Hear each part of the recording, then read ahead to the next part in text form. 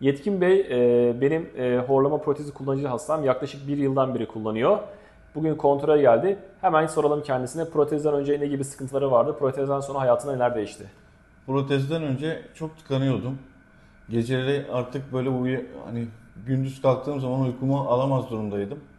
Ama protezi yaptırdıktan sonra daha buradan ilk çıktığımız kullandığım andan itibaren çok etkisini gördüm. Hani protez olmadan çaresi yok bu işin. Yani ben kendi kullanıcı olarak çok memnun kaldım.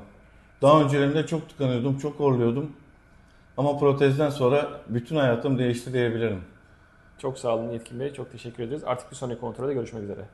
Sağ olun.